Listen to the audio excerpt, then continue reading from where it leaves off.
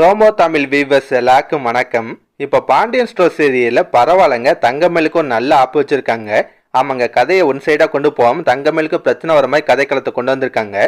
முதல் நடக்குதுன்னா, பாண்டியன் வந்து அவர் அக்கௌண்ட்ல 10,000 ரூபாய் காணன்னு வீட்டில் விசாரிச்சுட்டு இருந்தார்ல, அது விஷயமா பேங்க்ல போய் விசாரிக்கிறாரு. அவங்களும் பாண்டியனோட அக்கௌண்ட்டை செக் பண்ணி பார்த்துட்டு அந்த 10,000 ரூபாய் யூபிஐ மூலியமா தான் டிரான்ஸ்ஃபர் ஆயிருக்கு, அதுவும் கதிரன்றவருக்கு தான் டிரான்ஸ்ஃபர் ஆயிருக்குன்னு போட்டு விட்டுருவாங்க.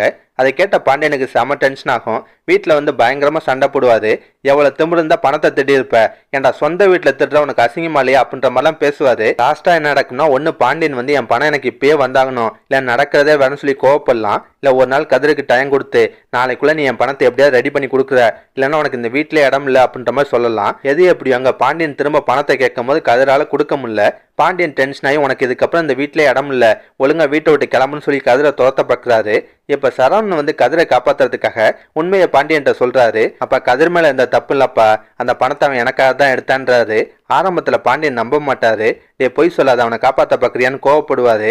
அப்ப சரவணன் வந்து, அப்ப நான் சொல்றது உண்மைப்பா, நாங்க ஹனிமூன் போயிருந்தோம்ல, அந்த ஹோட்டல் ரூமோட வாடகை 5,000 ரூபா இல்ல மொத்தம் 25,000 ரூபா, அது சரியா கவனிக்காம மயில் ரூம் புக் பண்ணிட்டா. அங்க நாங்க காசு இல்லாம ஹோட்டலுக்கு வெளியவே ரொம்ப நேரம் நின்றுட்டு இருந்தோம். அப்ப கதிர் தான் பணத்தை ரெடி பண்ணி எங்களுக்கு அனுப்பி வச்சான்றாரு. அதை கேட்ட பாண்டியனுக்கு செம டென்ஷன் ஆகுது. ஏன்டா இந்த விஷயத்தை என்கிட்ட முன்னாடியே சொல்லலன்னு சரவணன்ட்ட கோவப்படுவாரு. அடுத்து மயிலிட்டையும் விசாரிப்பாரு. அப்ப மயில் வந்து, சாரி மாமா, தெரியாம தப்பு பண்ணிட்டேன், சரியா கவனிக்கல அப்படின்ற மாதிரி சொல்லுவாங்க. ஆனா பாண்டியன் வந்து அந்த விஷயத்த பெருசா எடுத்துக்க மாட்டாரு.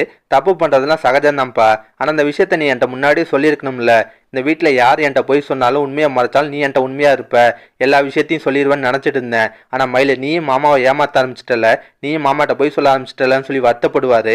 அதை கேட்டு மயிலுக்கும் கொஞ்சம் சங்கட்டமாக தான் இருக்கும். இப்போ தான் தங்கமயிலுக்கு மொதல் அடி விழுகுது.